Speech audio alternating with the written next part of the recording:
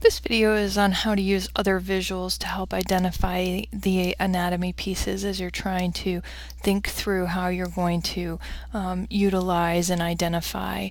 And I'm going to just start with simple geometric shapes, and I'm going to use the ellipse, which is underneath with the rectangle. And I'm going to go ahead and identify the ear up here at the top. I'm going to just use an ellipse. Again, try to get as much of the piece as you can. And then I'm going to use my stroke. And I have a stroke on here, not a fill. And I'm going to go ahead and use my stroke to kind of help identify the piece. And I'm probably going to get it more centered in there.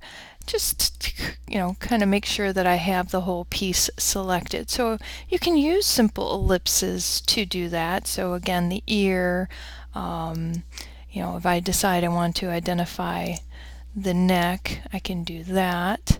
Now, keeping in mind that you don't want to make any one piece appear bigger than another, so thinking about the sizing and maybe being consistent, or maybe varying them, whatever the visual is, you're going to want to create an exact visual. I'm going to make them the same size, so I'm going to go ahead, and now my two circles are exactly the same size. So you can do aspects like that to enhance the visual message.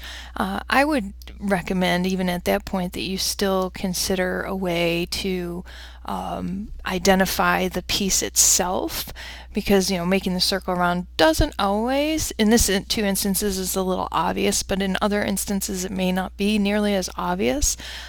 So I'm going to just use a line, and I can make the lines exactly the same length. That would be a good thing. I can also take my two lines and I can apply, say, a dash, or a dotted line, however I want to choose to do it, to kind of help me identify the pieces as well. So in this instance, I have my ear.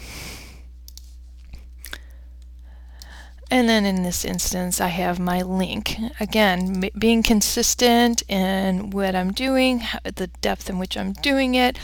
When you start to use other tools and other techniques, again, like using the circle or using lines versus cutting it apart, you have to be a little bit more specific in how you're identifying those.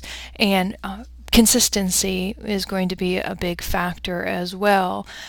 You can utilize a combination of things, so we can go back to, maybe utilizing the knife tool and breaking apart pieces as well. Just as long as you're building some type of repetition and consistency in the visual, you can kind of go about the visual overall in that way as well. And just trying to decide how you're going to utilize tools and techniques to make sure that the anatomy is well defined, and the labeling of the anatomy is well defined as well, and it enhances the overall visual and doesn't cause any disruptions to the message in which you're trying to create.